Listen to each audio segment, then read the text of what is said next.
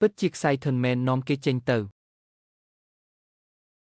នេះពិតជាម្ចាស់ក្រុងយ៉ាងមែនតើអាចទៅរួចដោយរបៀបណាខ្ញុំសូមធានាក្នុងនាមជាម្ចាស់ក្រុងថា Yu Kengshu នឹងក្លាយជាអ្នកមានអំណាចទី1នៅ Bencheng ចាប់ពីពេលនេះទៅគាត់នឹងរស់នៅដោយគ្មានក្តីបារម្ភ Yu Kengshu ពិតជានឹងឡើងកូដមែន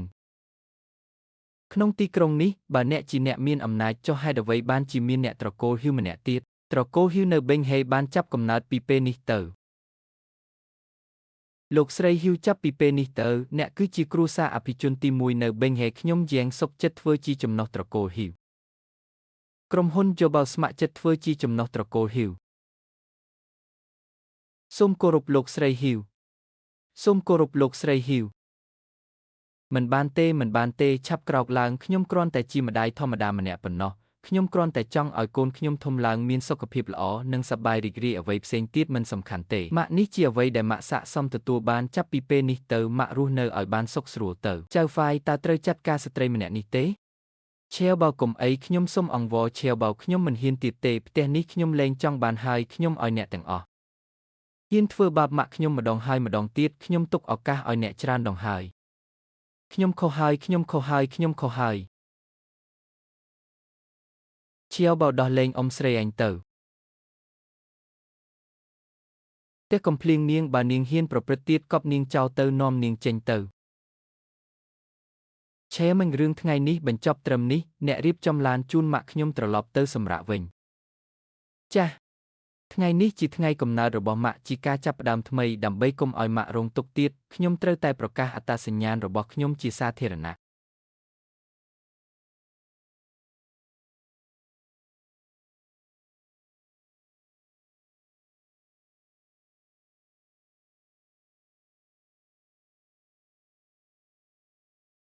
ម៉ាក់ត្រឡប់ទៅផ្ទះមុនទៅខ្ញុំចង់រៀបចំការភ្ញាក់ផ្អើលដ៏ធំបំផុតសម្រាប់ម៉ាក់មិនត្រូវការភ្ញាក់ផ្អើលទេម៉ាក់គ្រាន់តែមានឆេវបោនៅក្បែរគឺគ្រប់គ្រាន់ហើយម៉ាក់ខ្ញុំស្រឡាញ់ម៉ាក់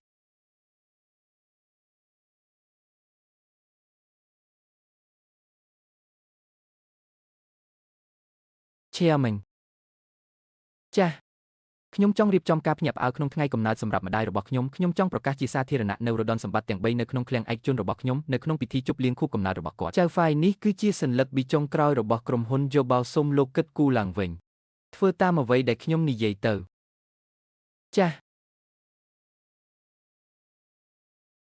ជាមួយនឹងការលាតត្រដាងនៃហិបកំណប់មហាសេដ្ឋីកម្ពុជាលើពិភពលោកក្រុមហ៊ុនហិរញ្ញវត្ថុយៈនិងសូម្បីតែថ្នាំទិព្វយួនហេនឹងមកដល់នៅពេលដែលពួកគេបានឮដំណឹងនេះសកម្មភាពដ៏ឆ្កួតលីលាដែលអង្រួនពិភពលោកនឹងលាតត្រដាងពីពេលនេះទៅហើយត្រកូលហ៊ីវនឹងឡើងកូដដោយសារតែពិធីជប់លៀងខួបកំណើតនេះคล้ายជាអត្ថភាពដ៏គួរឲ្យភ័យខ្លាចដែលពិភពលោកទាំងមូលកំពុងជែកវែកញែកតើពួកយើងស្ដាប់ច្រឡំទេចៅវាយចង់ប្រកាសពីវត្ថុមានតម្លៃក្នុងឃ្លាំងមែនទេល្អណាស់លើកមុនខ្ញុំបានបញ្ចេញមុខលើកនេះទីបំផុតខ្ញុំអាចទទួលបានផលប្រយោជន៍ខ្លះហើយ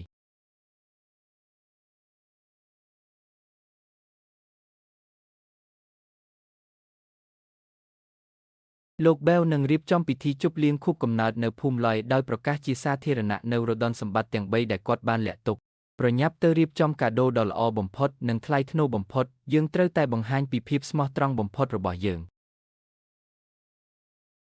ឆៀវបោនឹងរៀបចំពិធីជប់លៀងខួបកំណើតឲ្យ Yu Kengshu ហើយថែមទាំងប្រកាសពីទ្រព្យសម្បត្តិនៅក្នុងឃ្លាំងធនាគារទៀតម្ចាស់ក្រុងម្នាក់មហាសេដ្ឋីម្នាក់ពួកគេបែរជាគោរពឆៀវបោយ៉ាងនេះសោះឆេវបោមានអ្នកមានគាំទ្រហើយគ្រួសារឡៃរបស់ខ្ញុំហាក់ដូចជាចិត្តមានបានហើយចប់ហើយពីមុនខ្ញុំតែងតែរកវិធីធ្វើបាប Yu Kengshu នេះជាផ្ទះរបស់គ្រួសារឡៃបើមិនបង់ថ្លៃឈ្នួលទេប្រញាប់ចេញទៅឥឡូវចង់ដណ្ដើមយកផ្ទះទៅទៀតចង់បង្ខំយើងពីរអ្នកម្ដាយកូនឲ្យស្លាប់មែនទេនាងចេះនិយាយណាស់ហាតើមានឈ្មោះនាងនៅលើប្លង់ផ្ទះនេះទេនេះជារបស់គ្រួសារឡៃតាំងពីដើមមកអូយគាត់ច្បាស់ជាស្អប់ខ្ញុំដល់ឆ្អឹងហើយជំពាក់បំណុលត្រូវតែសងជារឿងធម្មតាខ្ញុំមិនបានធ្វើអ្វីខុសទេពួកយើងជាគ្រួសារតែមួយបើមានបានហើយមិនក៏អាចខ្វះខ្ញុំបានទៅ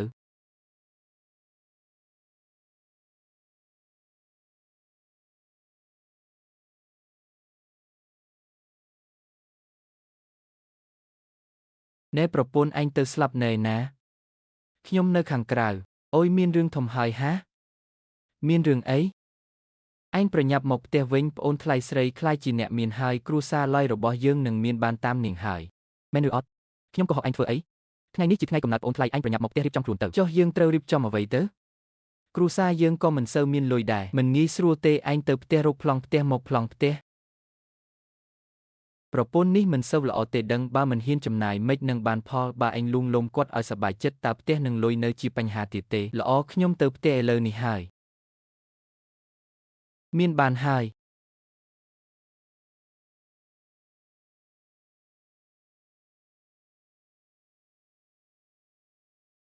ប្រកាសជាសាធារណៈនៅរដន់សម្បត្តិទាំង3នៅក្នុងឃ្លាំងគាត់ចង់បង្កើតព្យុះហិរញ្ញវត្ថុទូទាំងពិភពលោកម្ដងទៀត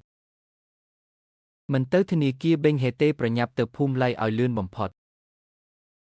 រឿងដែលកើតឡើងនៅធនាគារអំបញ្ញមិញតើខ្ញុំកំពុងយល់សប្តិមែនទេពិតមែនតើឈៀវបោបានធ្វើអ្វីខ្លះទើបធ្វើឲ្យអ្នកធំគោរពគាត់យ៉ាងនេះ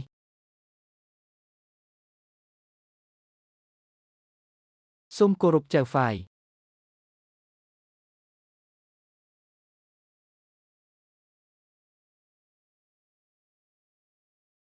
ចម្លែកណាស់មហាសេដ្ឋីពិភពលោកដែលពួកគេនិយាយលោកបែវតើគាត់ជានរណាទៅ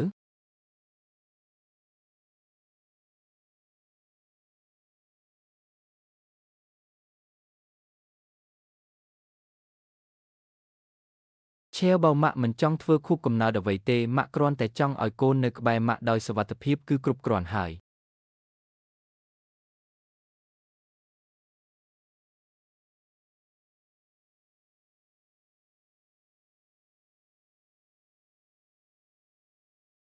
តើគាត់ជានរណាហេតុអ្វីបានជាគាត់ដឹងរឿងរ៉ាវទាំងអស់អំពីលោកបែវមានអ្វីចង់សួរនិយាយមកខ្ញុំមានឯណាប្រញាប់សួរមកហួសពេលលេងឆ្លើយហើយចៅហ្វាយខ្ញុំនៅមិនទាន់ស្គាល់ឈ្មោះលោកទេខ្ញុំឈ្មោះឈែវបោតើគាត់ពិតជាកូនប្រុសរបស់លោកបែវមែនទេ